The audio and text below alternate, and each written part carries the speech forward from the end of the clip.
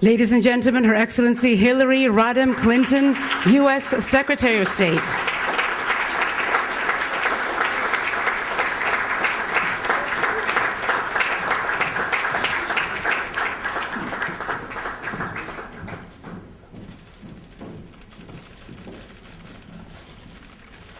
And now Sinta Wijaya, Vice Chairman of APINDO, will make some introductions.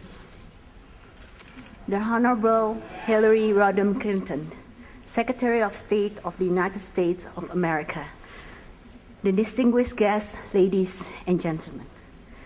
It is a great honor for us to welcome you, Madam Secretary, to the ASEAN Business and Investment Summit this year, representing the United States as a full partner in the East Asia Summit process and as a long-standing dialogue partner of ASEAN.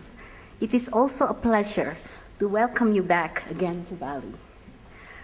Since taking office, Secretary Clinton has been a regular visitor to our region, revitalizing U.S. engagement with ASEAN and stressing the central role of business in forging a more comprehensive partnership. In her leadership of the State Department, Secretary Clinton has shown a deep commitment to our business development and to our goal of shaping the ASEAN economic community as one that is more sustainable and inclusive for the years ahead. Secretary Clinton is a champion of entrepreneurship as a pillar of our growth and renewal. And she's also a great advocate of bringing women into that mainstream of business, so that women can make their full contribution as well to our economic development. Madam Secretary, we in business share the goal of setting our already strong trade and investment relationship on a new path in preparation for 21st century opportunities and challenges, and we also thank you for all your support and contributions. Ladies and gentlemen, please join me in giving a warm welcome to the Secretary of State of the United States of America, the Honorable Hillary Rodham Clinton.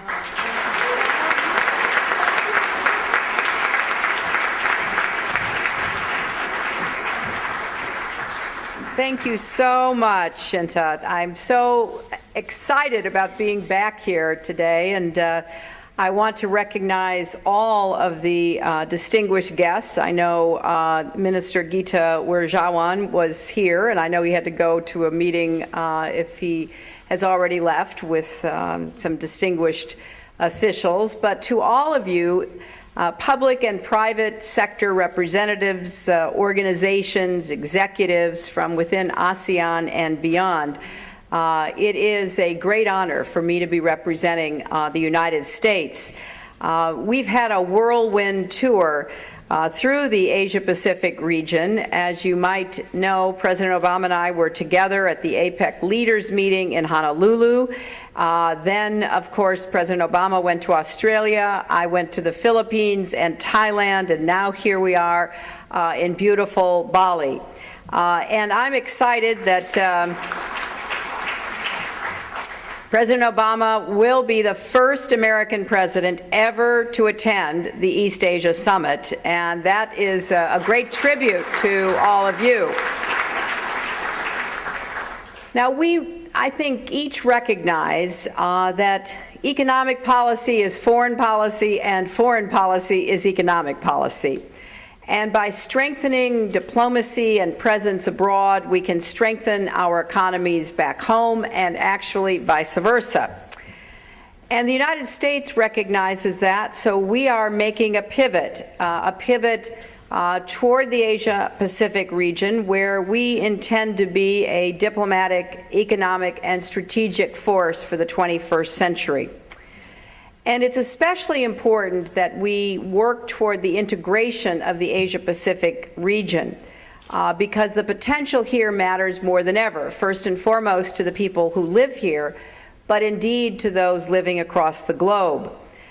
This region has the world's fastest rising economies, with GDP growth at an average of better than 6.5% a year, despite the global slowdown, and with natural resources, untapped markets, a massive consumer base, and unlimited human potential.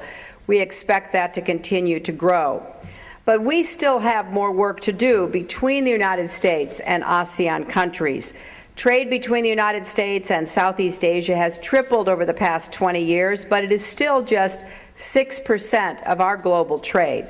And even though American investments in ASEAN countries more than doubled last year, we know we can do better. How do we grow together to maximize broad, inclusive, sustainable growth that provides real benefits for all of our people? Well, we have to start by insisting on economic competition that is open, free, transparent, and fair. That means taking on rules that prevent foreign investors from competing with local businesses to produce better goods and services. It means lowering trade barriers that stop the flow of ideas, information, products, and capital across borders. It means letting outside investors compete under the same rules as the inside players. And it makes it absolutely imperative that everyone knows what the rules are. When any of these principles are ignored, when people no longer believe they can trade, invest, create jobs, or improve their lives on an even playing field, then the absence of fairness undermines economic growth. Now, let me describe briefly 4 ways that we want to work with you. First, by lowering trade barriers. Second, by strengthening the investment climate. Third, by pursuing commercial diplomacy. And fourth, by supporting entrepreneurs. We're excited about the innovative trade agreement called the Trans-Pacific Partnership, or TPP. That would bring economies from across the Pacific, developed and developing alike, into a single trading community, not only to create more growth, but better growth, not just to lower tariffs, but raise standards on the environment, protections for workers, intellectual property, and innovation. We want to create a cutting-edge trading community that promotes the free flow of information technology and the spread of green technology, that helps us harmonize our regulations and build more efficient supply chains together. We are also working to ensure that the TPP is the first trade pact designed specifically to reduce barriers for small and medium-sized enterprises, and that all companies are treated fairly, regardless of their size or whether their owners sit in boardrooms or government ministries.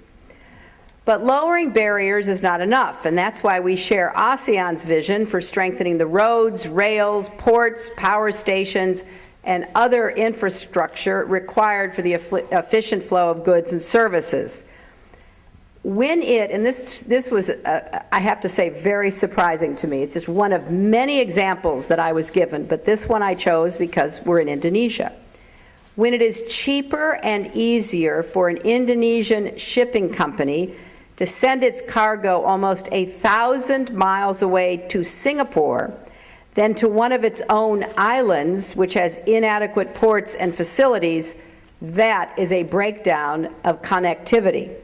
So we are very pleased that the government of Indonesia has unveiled its plan to improve transportation links among its 17,000 islands and to other points around the region.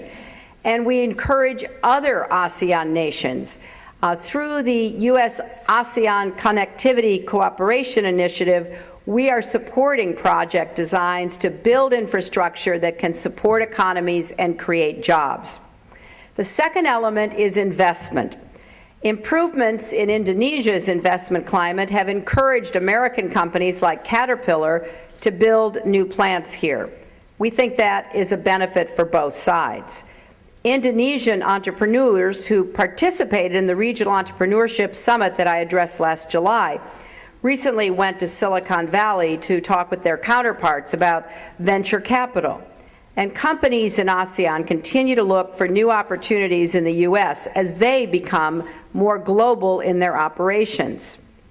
Third is commercial diplomacy. We have to advocate for businesses and make sure that they do compete on a level playing field. It is somewhat strange that when a young hawker of goods on the streets in Manila can sell a bootleg copy of a major Hollywood movie on the very day of its release, then we have to stand up for intellectual property. And when governments impose unfair terms on our companies just to enter or expand into a new market, we need to push back. For example, a remanufacturing plant that American Caterpillar recently opened in Singapore would not have gone forward without a year of negotiations and support from our embassy officers there.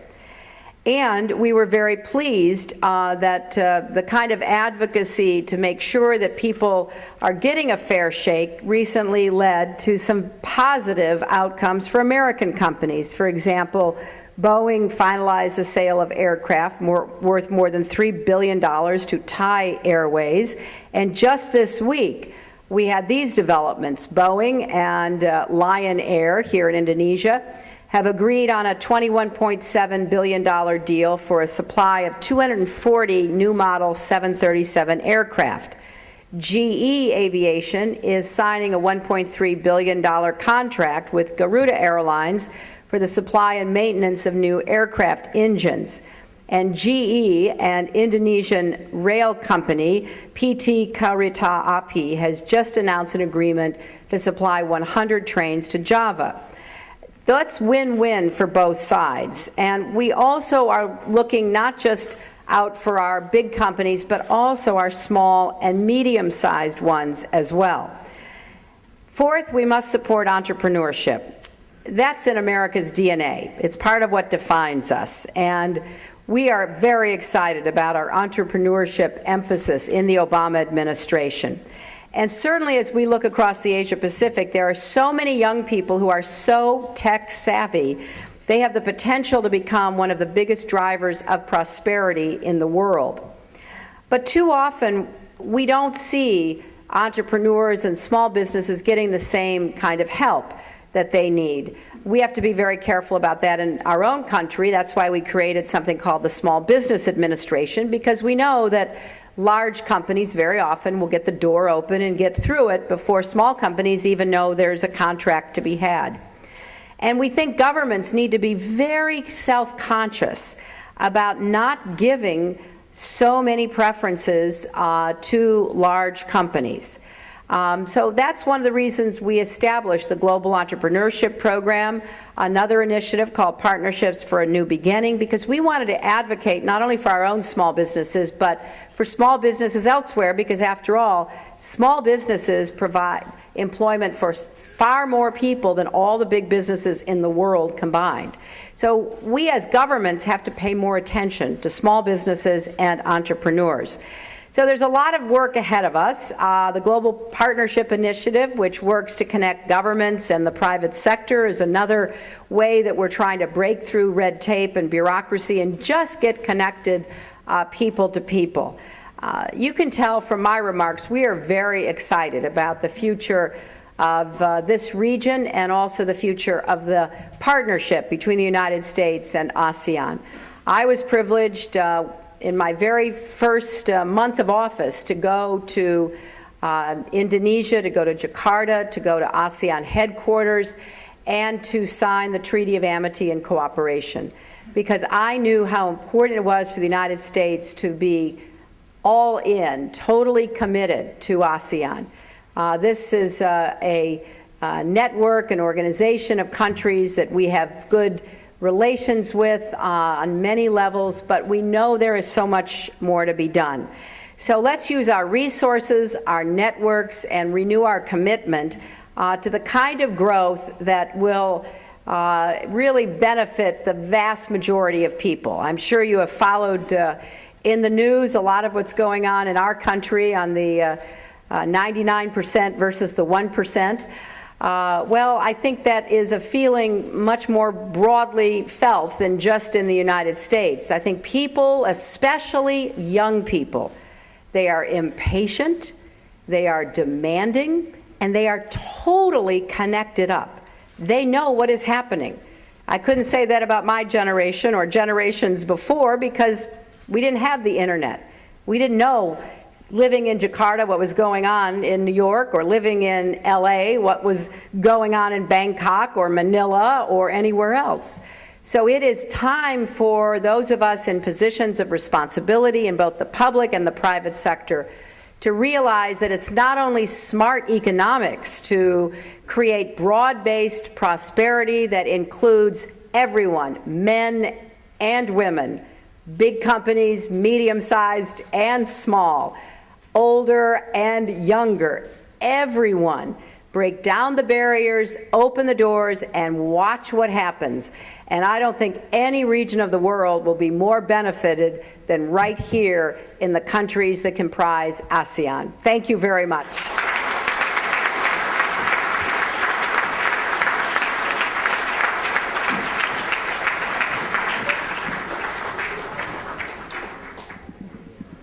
Is that working? It is? Keep it close. Can everyone hear me out there? I'm going to assume so.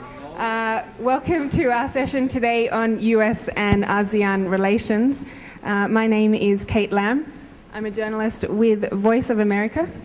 And joining me today I have Peter Gontha. He is the Vice Chairman of the Indonesian Chamber of Commerce and Industry and also a head of Berita Satu Media.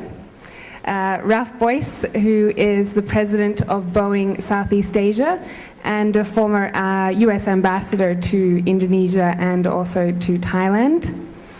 And Teresita Sai Koson, who is the chairperson of Banco de Oro and, according to Fortune magazine, one of the 50 most powerful women in the world. Next to Hillary, of course, and the president of Microsoft International, Jean-Philippe Courtois. Welcome, and thank you very much for joining me.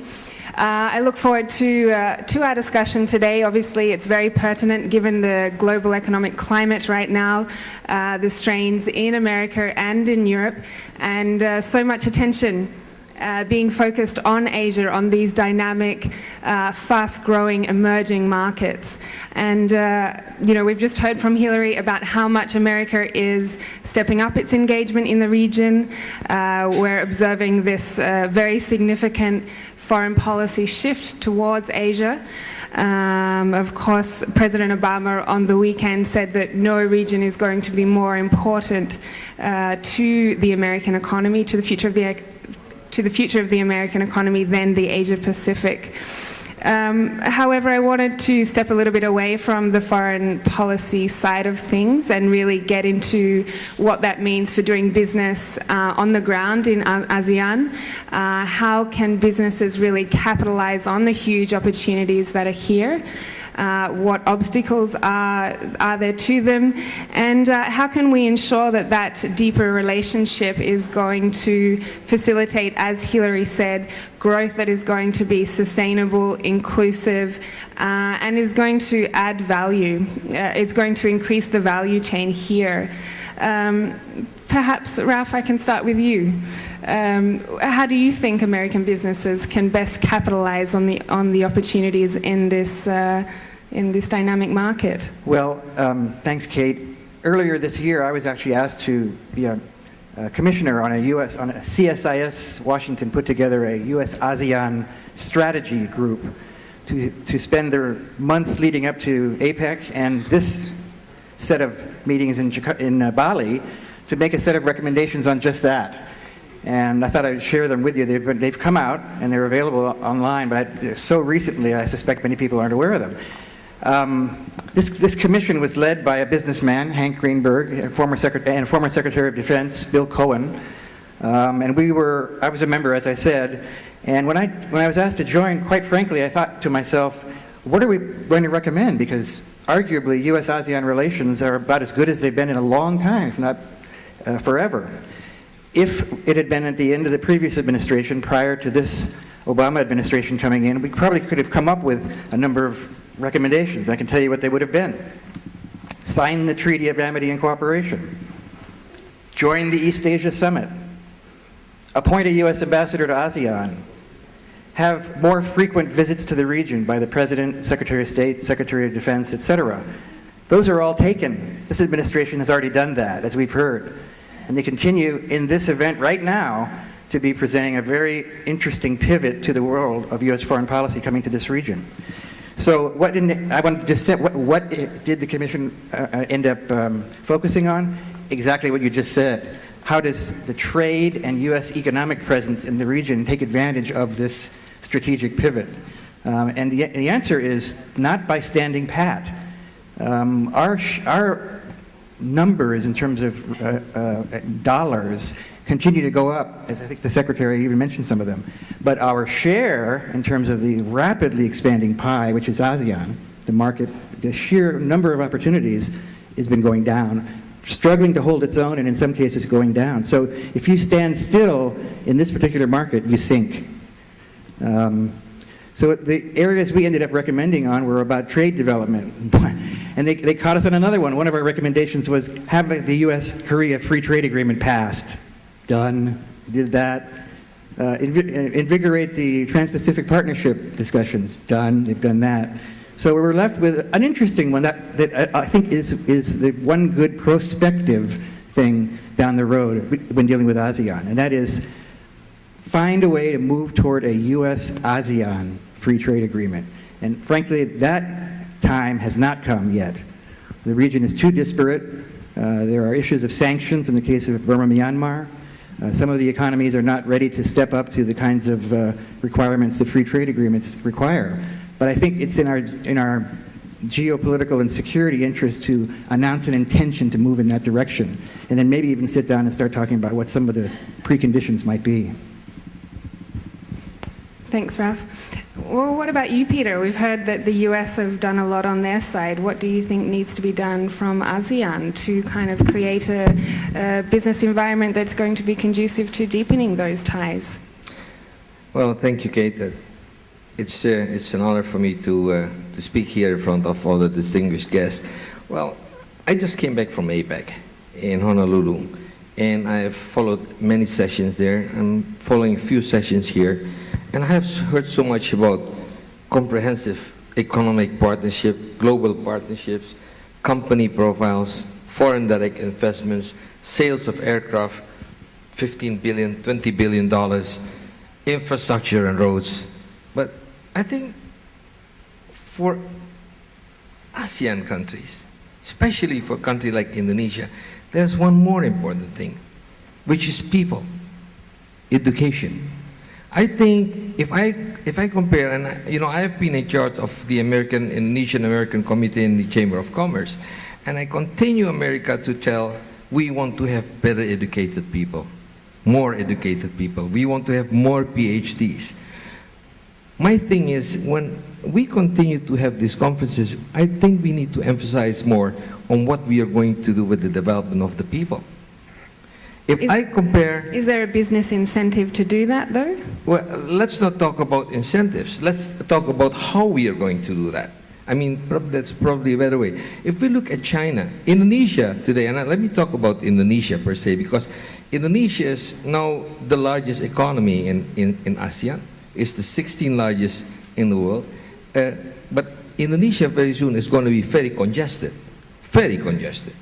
And I think that what we need to do, and if we look at China, for example, no, let's look at Indonesia. Indonesia, at any point in time, has 24 million elementary school children. 24 million. But do you know that only 4 million of the 24 will be going to university? And do you know that there are only 400,000 graduates? Now, we compare this to China, where China is producing 800,000 scientists every year. And India is producing 350,000 scientists. Indonesia has a problem creating any scientists right now. Everybody is going into business, everybody is going into law, nobody is going into the technical side, nobody really wants to become a scientist. Okay. China has 800 PhDs. What about Indonesia? 37,000?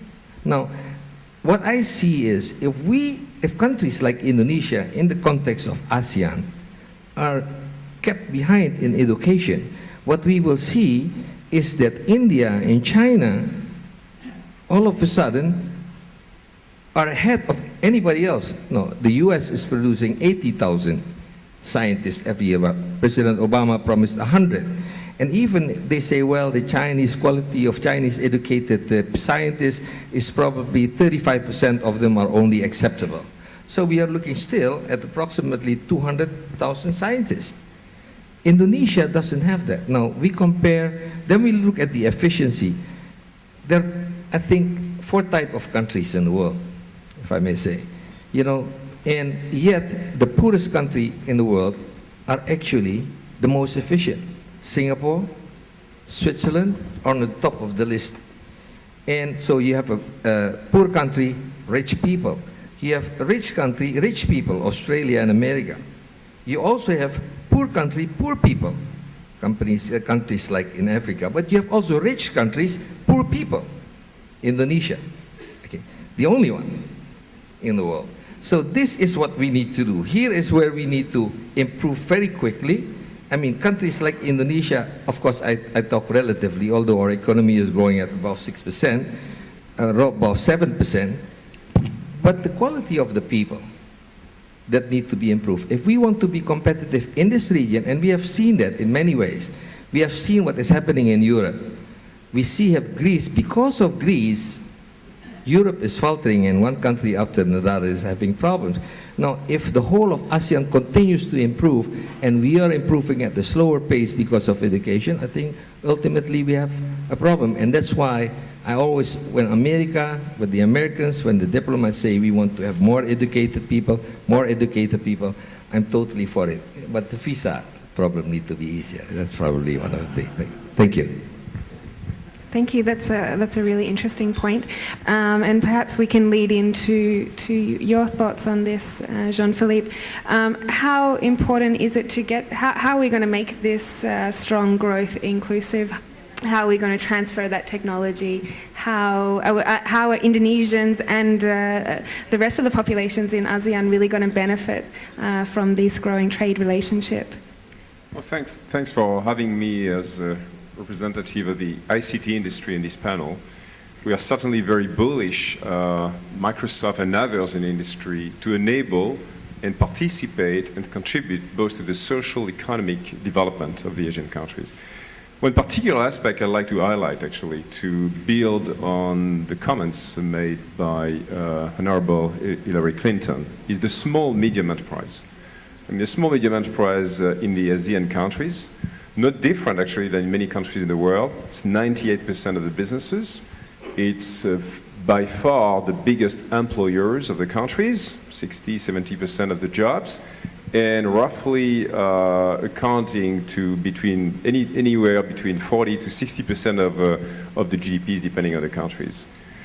And yet, I think many of those small companies are not enabled by technology to compete and grow fast enough in Asia. And we believe right now there's actually an inflection point that's happening, which is called cloud computing in our jargon, in our technology jargon. I will try in 1 minute to explain what cloud computing is about and in which ways cloud computing can really transform the competitiveness of the small medium business in Indonesia and other countries. Cloud computing is a paradigm shift where traditional IT needs, like your computing power, server, storage, is delivered to you as a business or as a person, as a service. Just like utility is providing you with electricity, as an example. You switch on and off, and you get an application service on your phone, on your PC, on a screen. And that is a big deal. Why? Because such investments, which up to now were prohibitive for any small company of 1, 2, 5, 10 people, is now actually very affordable. It means that it's really leveling the playing field between the biggest enterprise of the world and the smallest enterprise of the world.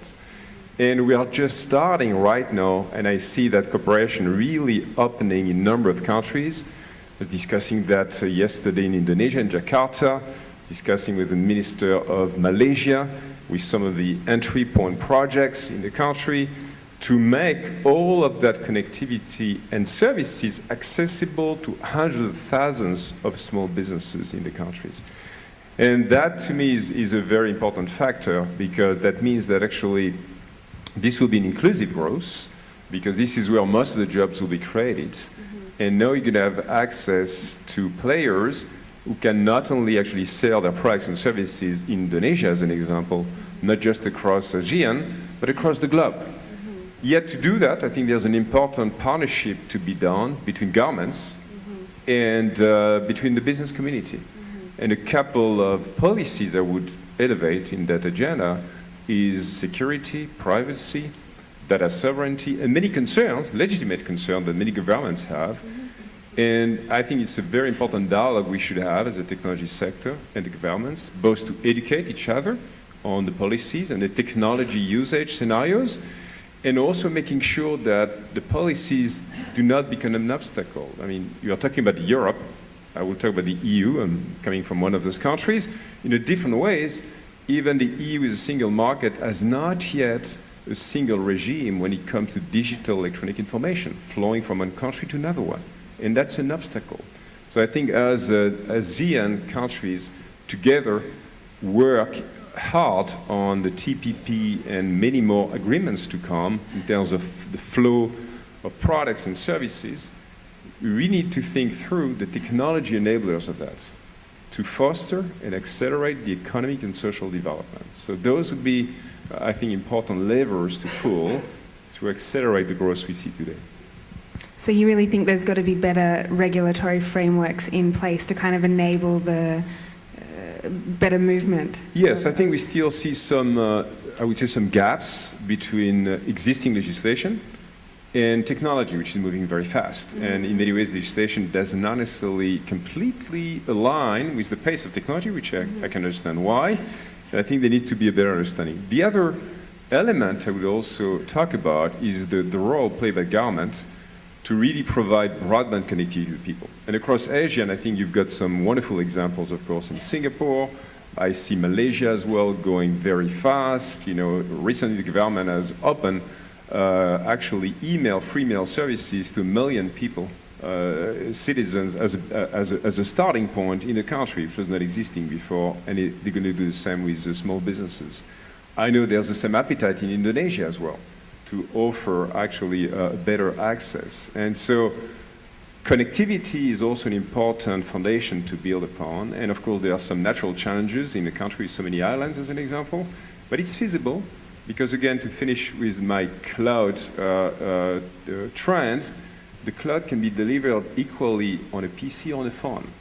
And you know what? In many of those countries, the phone is the first form factor to access information. Yeah, most of the people in the far-flung regions are accessing online through their phones. So this is a big development tool as well. And as we are, Microsoft and others, certainly deploying new smartphones technologies, where people have access to government application, consumer businesses application, we see a wonderful opportunity for many of those countries to catch up and actually accelerate. Thank you.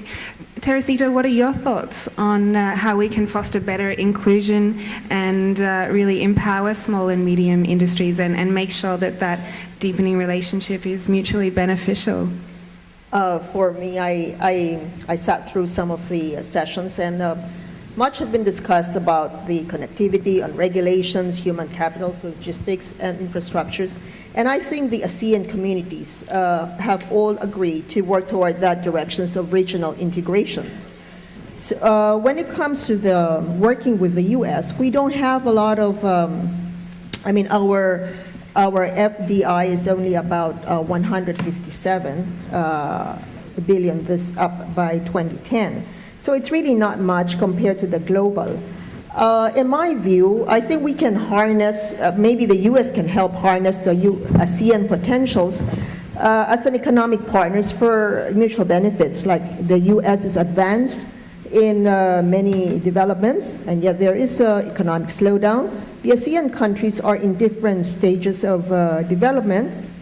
and our economy, the different economies are doing well. So with the high unemployment in the US, perhaps you can send us some people with more technical know-how, and so they can train our people to use US equipment, and we'll go back and asking for more. Like for example, for Boeing and GE, I guess these people have used it in the past and we're still coming back for more. So you can train us to use your products. And you can also outsource the tedious and costly processes to us here. And we can do a cheaper goods and services for the American market. In training us, whether it is through consultancy or formal educations, you will be training us to be, you'll train ASEAN to be your workforce as well as your consumers.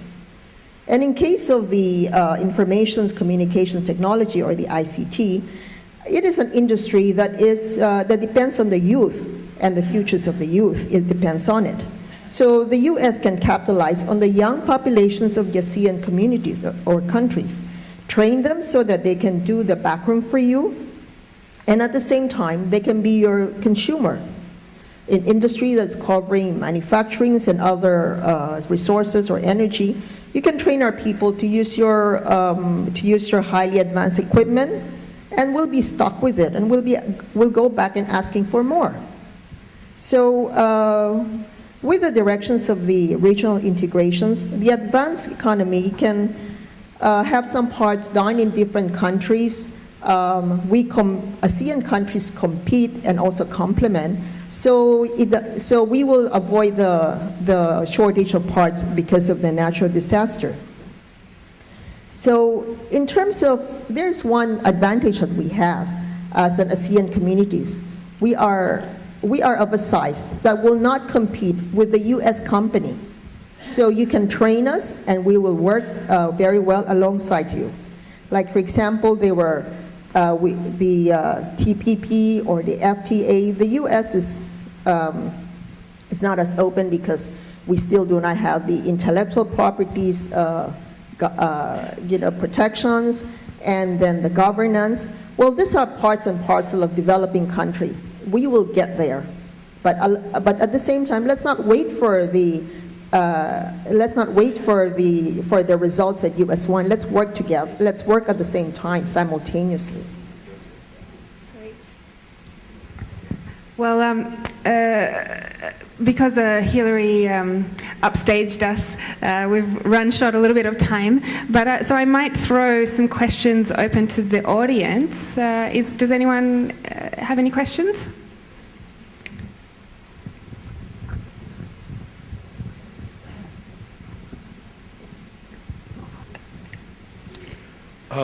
Thank you. Ari Nardi. I run a renewable energy company and am also with the American Chamber of Commerce here. My question is really for the two large companies up there,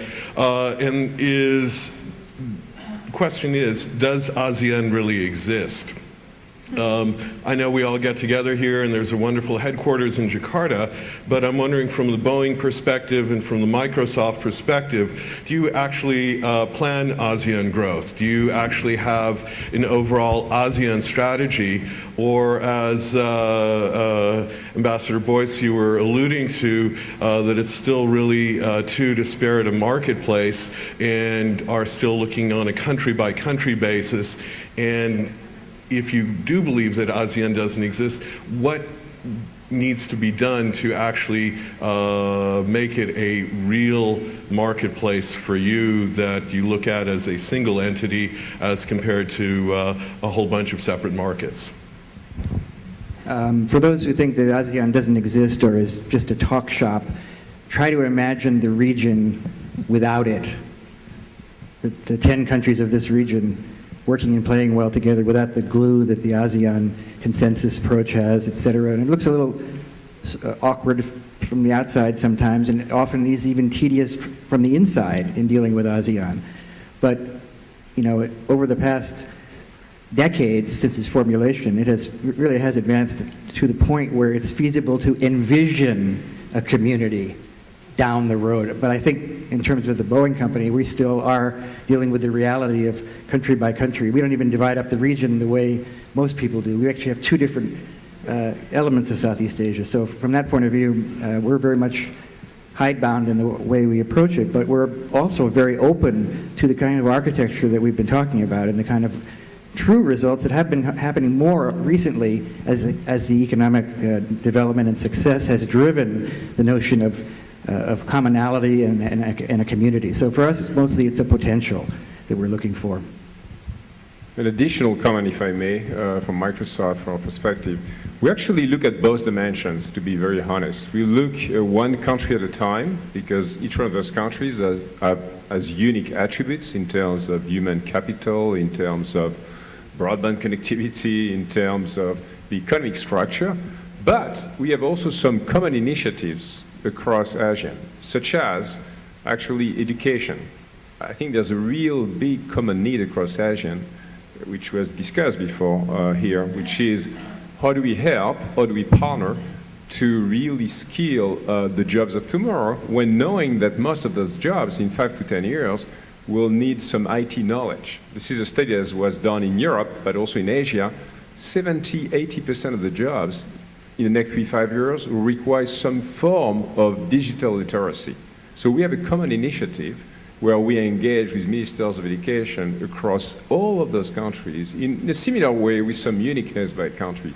The second last example I would give is some of the common visionary projects I think that ASEAN has, such as the single window. That's a very interesting one, where countries are really trying, I think, to facilitate the trade and the flow again across countries. And technology can help, hopefully. So this is where we had some experience in the EU, in Africa, where there's some form of either formalized or somewhat formalized economic trade or union, and where technology can facilitate that a great deal. So that's the way we look at the both dimensions for Microsoft. Can I add something? Yes, we may not look like a very comprehensive ASEAN communities, but we are getting there. We do have quite a similar consumer behaviors. Our governments are somewhat similar in some ways, and we'll get there. There's a man eager at the front here.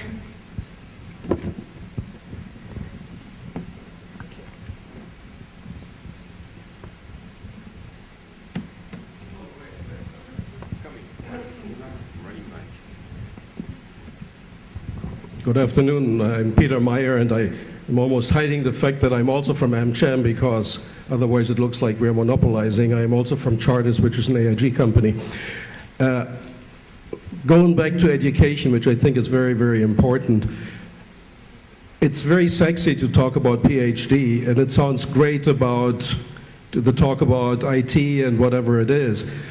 Peter, I'm preaching to the choir, I know, when I talk to you, but when are we going to put the focus on basic education for the school children in a country like Indonesia?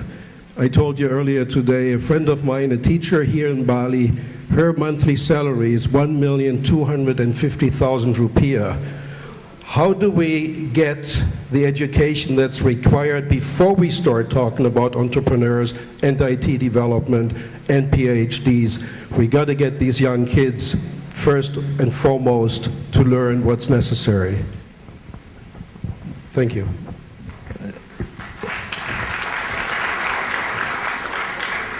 Well, thank you very much, Peter. I do appreciate the fact that you ponder on education. And yes, it is indeed very sexy to talk about PhDs and what have you. Yes, I don't have the answer to that. I don't have the answer to how we can quickly educate everybody here, especially in this country. But what the gentleman from Microsoft just said, the digital divide is currently in a mode of getting smaller. And that is where government, I believe, had to immediately, because now the learning process is not just going to school and not going just to read books, but it is about how you access information anywhere in the world. Again, as what the Secretary Clinton just said, anything happening in Rio de Janeiro or in New York, anybody else knows what's going on here. And through the internet, we can learn about biology, we can learn about geometry, we can learn about astrology if you want to. We can learn about anything. So I think we are able to leapfrog. We should be able to leapfrog with the technology that there is. Now, I just need to inform you that Indonesia alone, the broadband access in the last 2 years has gone up 400 times. 400 times, which is a lot.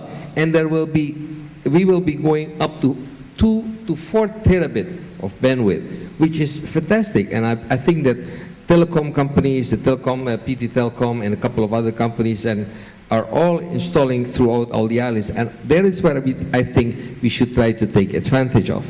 And again, as what Secretary Clinton was saying, yes, education, communication, and infrastructure.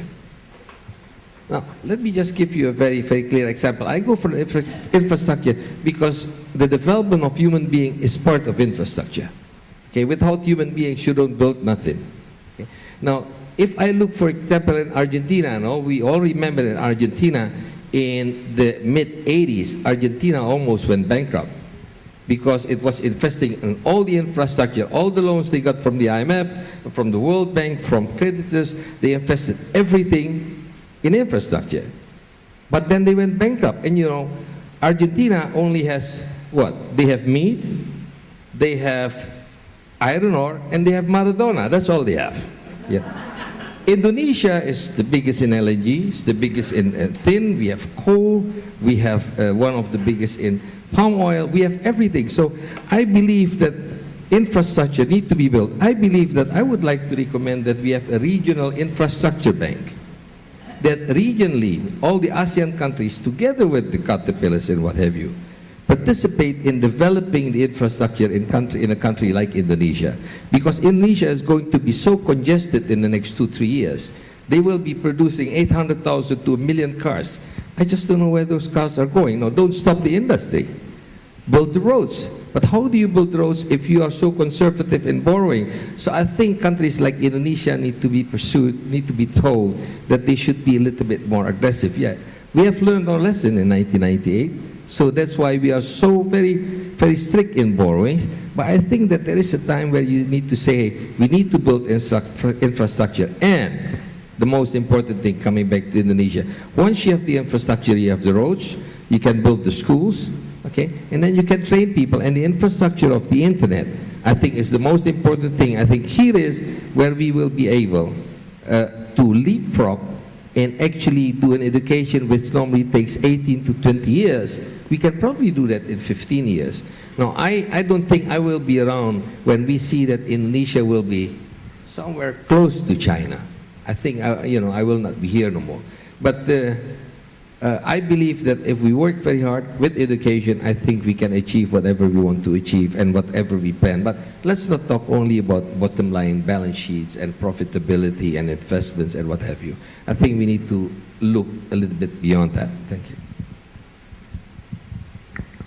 Yeah, the gentleman at the back.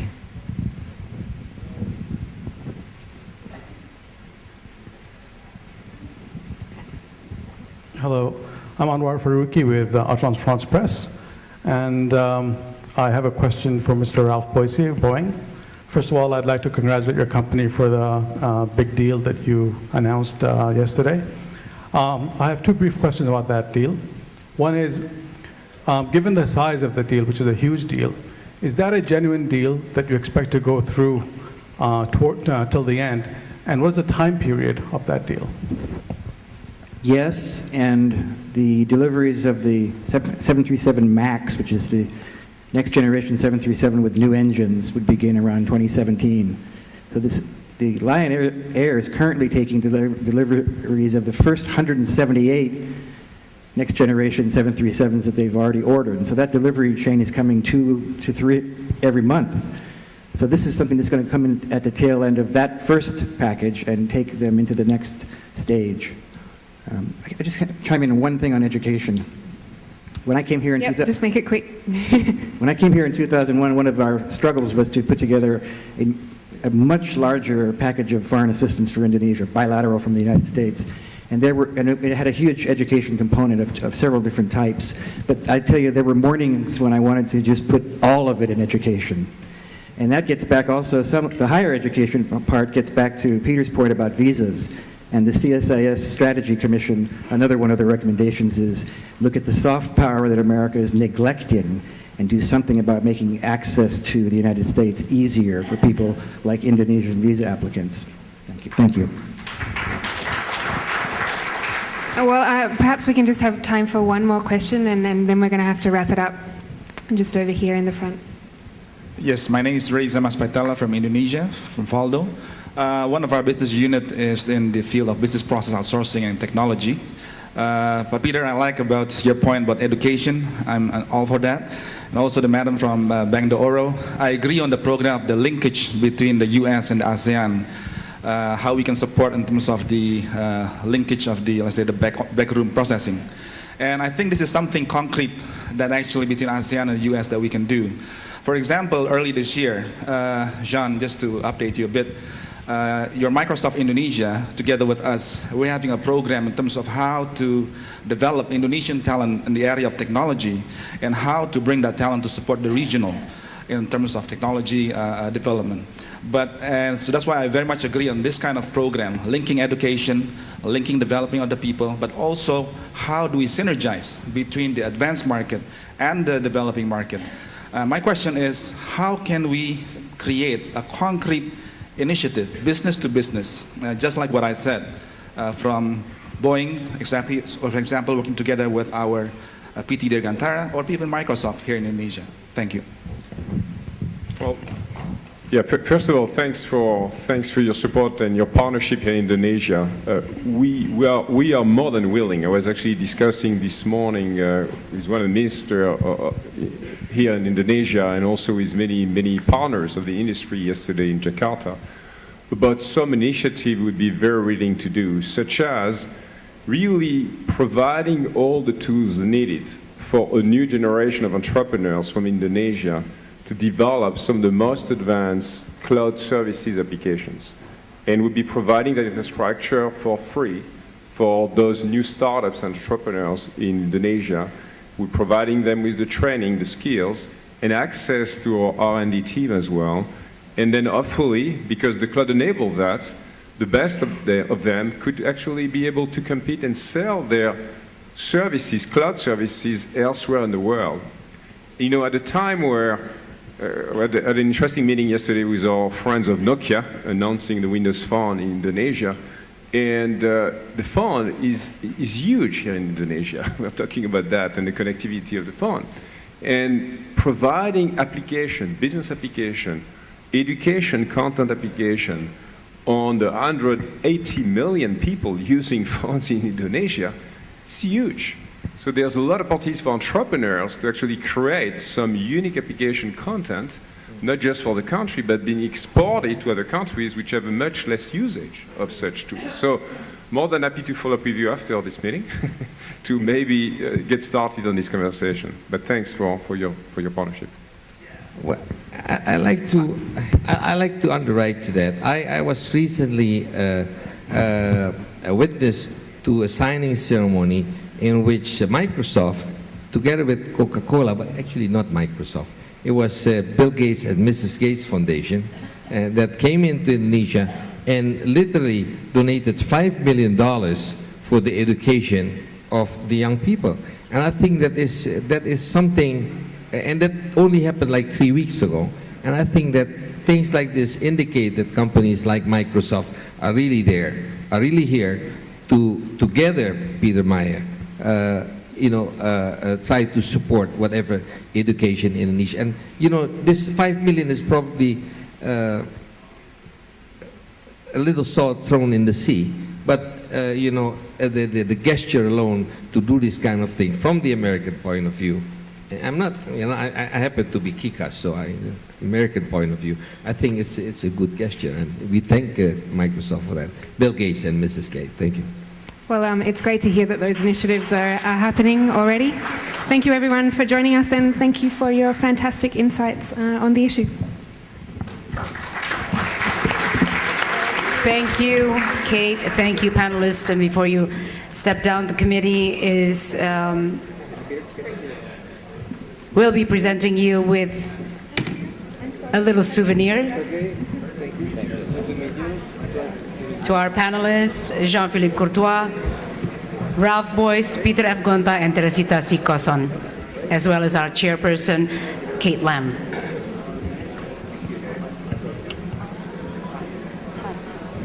On the agenda is ASEAN-India. ASEAN and India are also working on enhancing private sector engagement with the reactivation of the ASEAN-India Business Council and increased participation from the Federation of Indian Chambers of Commerce and Industry. And the objective of this following session is to highlight and explore business opportunities among ASEAN member states and India. My luck, and also the luck of all the panelists here, that we are going to be talking to almost an empty hall. But then never mind, with the new information technology system, I'm sure whatever that we're going to be saying will be passed through to all the people. ASEAN-India dialogue relationship is a very, very meaningful and important one. It all started with sectoral dialogue partnership, was established between ASEAN and India way back in 1992, and it then developed into a full dialogue partner way back in December 1995. And since then, ASEAN and India has been forging together into what we call as the Trade in Goods Agreement, which then more or less graduated into a comprehensive economic cooperation agreement, which has already been signed with Malaysia and Singapore. And now discussions are underway, as I understand it, with Indonesia as well as Thailand. And in other ASEAN countries, before they can get into what is called as a SICA situation, at least they are in the progress of talking and formulating ASEAN-India free trade agreement. With us this afternoon, we have three distinguished panelists. For the interest of time, because we have to stop by 4 o'clock, I will not be going into the profiles, which I think you can read, ladies and gentlemen, in the brochure that's been provided to you. But on my immediate left is Dato' Noharuddin Nordin, who is the Chief Executive Officer of the Malaysian Investment Development Authority, or MIDA. And to his left is Mrs. Tom Aker, the CEO of Standard Chartered of Indonesia.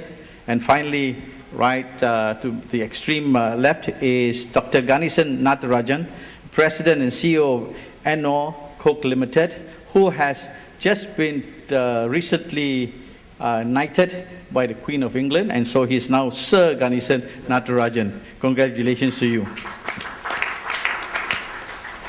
As a start, may I ask each one of the panelists to give a short brief about what they think about the ASEAN-India trade relationship, and then we'll move on to question and answer. May I ask Dato' Noharuddin to begin? Thank you very much, Dato'. What you see today in the hall here, where it's almost empty after a talk on America, is not typical. It's very typical. It's not peculiar to here. Every conference you attend, when an American is speaking, the hall will be full. As soon as you talk about countries from Asia, it will be empty. This is my concern. The concern is that we in ASEAN are not seeing the opportunities in our backyard. We are still have the old mindset that we still look at our traditional markets. And India, as we're going to discuss, offers tremendous opportunity. People are talking about BRIC. In whatever context you look at, people talk about BRIC, people talk about the new balance of the global economy. India is always there. And India offers a lot of opportunity, and as well as challenges, of course. So if you look at our relationship with India at the moment, ASEAN trade with India is about $46.4 billion US. That's roughly about 10% of India's total trade. Now, do you think that really reflects the true potential of relationship between ASEAN and India? I believe it's not. I believe there's a lot of potentials and prospects still being offered by India. I don't have a lot of figures at the ASEAN level to discuss about opportunities in ASEAN, but allow me to use Malaysia's experience with India to illustrate the possibilities. India is Malaysia's 12th largest trading partner, and our trade with India has grown at double-digit level over the last decade, with the exception, of course, of 2009. Malaysian companies, Indian companies have invested in Malaysia over the years. To date, accumulated investment is about $2 billion US, and Malaysian companies have also invested in India, $250 million to date. Indian companies are among the major participants in the Malaysia Super Corridor, which is an IT concept. And 9 Indian companies, India biotech companies, have set up operations in Malaysia. There are close to 3,000 Malaysian students studying in India, and about 1,500 Indians studying in Malaysia. And we receive about 600,000 Indian tourists annually, growing at about a rate of 20%. And to date, Malaysian companies have completed 51 construction projects in India worth about $2.5 billion US. And for your information, India provides top-level, very knowledgeable and skillful professionals for Malaysia. So, as you can see, there's a lot of potential if we look at the relationship between Malaysia and India, and we can extrapolate this to ASEAN itself. However, I must say that there is potential of doing business in India, but to understand about the intricacies of doing business in India requires a little bit more time. One must understand that although India is one country, but it's not a homogeneous market actually. It has a segment within India that you need to analyze and study. There's a lot of distinct differences between these segments. Some of it go along geographical lines. It can be in terms of culture, in terms of the economic disposition of the market, the political backdrop, and many other factors that makes India not a single homogeneous market, but a sum of parts of different markets that one needs to understand. And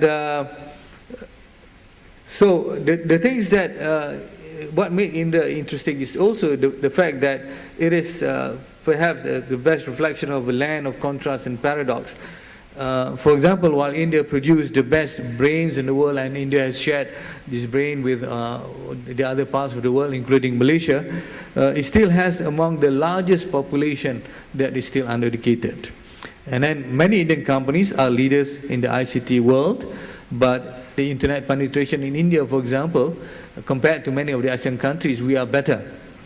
And many of the campuses of the ICT companies, if you were to go there, they are truly state-of-the-art and much better than what you can find in the developed countries.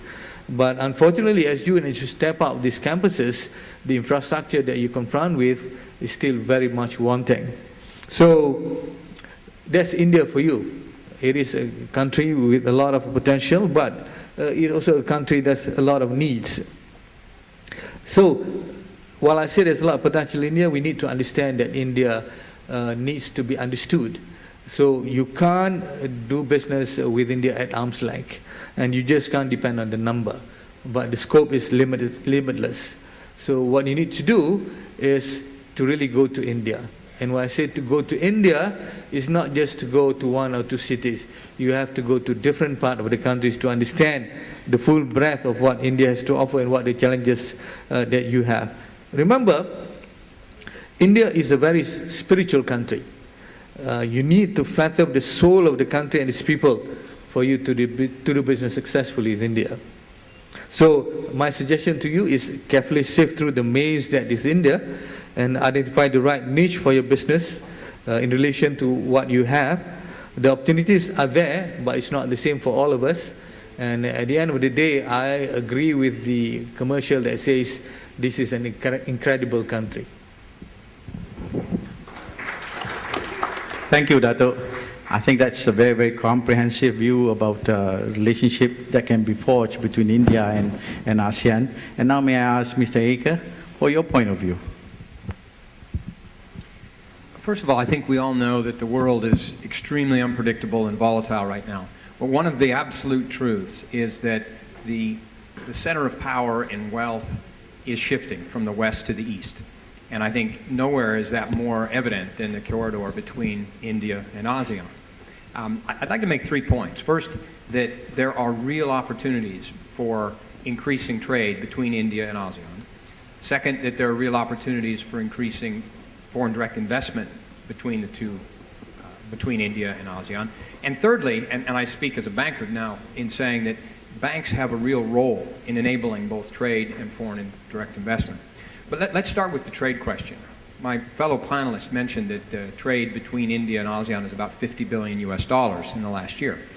And if you break that down, it's about $27 billion being exported from ASEAN to India and about $23 billion imported into ASEAN from India. So the ASEAN countries have a trade surplus of about $4 or $5 billion last year. And that's actually growing. And I think the point that I would make is the potential is for that trade surplus with India to get bigger and bigger. And the main reason is because India has an enormous appetite for just what the ASEAN countries are exporting. And I speak for Indonesia, based here, and that's raw materials. It's commodities, it's palm oil products, natural resources like coal. And as India continues to industrialize, that demand will continue. So I think there's a huge opportunity for ASEAN companies to export into India. If you compare that to China, it's an interesting comparison. Trade between ASEAN and China is about $210 billion, so more than 4 times the India corridor. But the difference is that the shift is changing so that where there was a surplus between ASEAN exporting to China, that's now changed. And last year it was about $105 billion going out and $105 billion coming in from China. And there was a $20 billion surplus just 5 years ago. And the trend there is towards a deficit because China doesn't need as many imports from the region anymore. Indeed, they're exporting quite a few manufactured goods. So I think as companies in this region think about where is the growth opportunity, it's in the ASEAN countries going out to India, relative to China, for example. The second point I wanted to make was in respect to the real opportunities for foreign direct investment. And here I'll speak again as a banker. You can tell from my accent I'm an American, and I was very interested in the last session, but I'm with Standard Chartered Bank, and we are very much an Asian bank. Our footprint is Asia, Africa, and the Middle East. And in India, we're the largest international bank. We have 94 branches in 37 cities, so not just the 2 or 3 biggest, but all across the country. We have 20,000 employees and over 2 million customers. In ASEAN, we have 400 branches across the countries. We have 4 million customers. And so, as an international bank, we know this corridor well. And we have a lot of Indian customers who contact us in India and say, we want your advice and your assistance to invest in ASEAN. And last year, India represented only 2.5% of foreign direct investment in ASEAN. So it was quite far down the list in terms of countries investing here. But I think the potential and the appetite is bigger than most regions. And so we, as one of the banks, are really trying to help our Indian companies come to Indonesia and other countries to invest here. And that brings me to my third point, and that is that banks, particularly international banks, can enable both the trade flows and the foreign direct investment. And a few examples of that. One is in mitigating the risk that companies face. There's a lot of foreign exchange risk. There's a lot of commodity price risk. And one thing that we and other international banks do is to provide hedging products so companies can mitigate that risk. We also do very fundamental lending. We provide trade finance to do letters of credit and cash management and things that, again, enable companies to do cross-border business. We also give advice. I use the Indian example where we take customers from India, bring them to Indonesia and other markets to help them find a partner. And so I think the banks have a key role in this. And we as one are very keen to devote resources to that because other parts of the world right now are not nearly as attractive, particularly the big markets of the West. So within Asia, particularly between India and ASEAN, the opportunities are tremendous. Thank you, Mr. Haker. Why don't you give him a round of applause, please? Well, there you are, ladies and gentlemen, the view from Mr. Haker, our financier, who says that There's plenty of opportunities of doing business with India. In fact, China is more or less saturated, but India is a new market. It's opening up.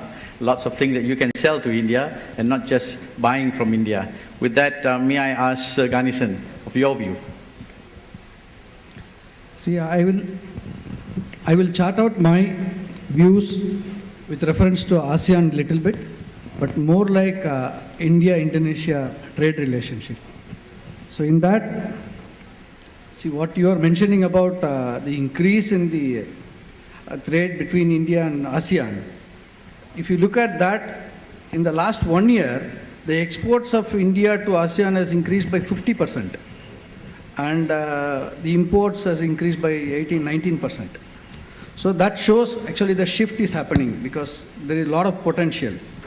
And second, coming into the FDIs into India. In that, I have to accept a fact that the FDIs which is being cleared by Government of India, various governments before, it's not been properly portrayed or been projected to the world. Actually, when people whom I meet outside India, they all feel that they are surprised that India has actually such a vast potential and then easier access. And I fully agree with Mr. Nouruddin's point that India is not a single country. Though it's a single country, but again, you got to deal with the areas differently. Because if you take the eastern part of India, it's a lot of mineral resources, a lot of potential for growth, but again, you have to approach in a different aspect. When you talk about the manufacturing sectors in the South India, again, things will be easier compared to the eastern part of India. But, so like the West understands financials properly than any other part. So you got to have a strategy to get into, and definitely if you handle it, and you have to have a feel of it, because actually like compared to the Canadian investments or US investments, things are online. You can just actually have a window things. But that's not the case in India. You got to go there, spend some time, study that, and definitely if you do that, you have to be most successful. And again, coming into the other aspect, now talking about the crowd, now it's picked up. But basically when you talk about, see, I've been attending several conferences in US, or even recently I was in Commonwealth Business Forum in Australia. See, everyone talks about the future is in India. But for that, India is not that much reciprocative that we are the destinations. See, that's a very critical point. Definitely, I think actually India will take it up forward. And coming to the India-Indonesia trade relations, I will have a little presentation on certain details. I will just fastly browse through, and very critical issues I will just talk about. Next slide, please. So I will talk about little bit about Indian economy and India-Indonesia bilateral relationship, and then most importantly, the investment opportunities in Indian mining sector.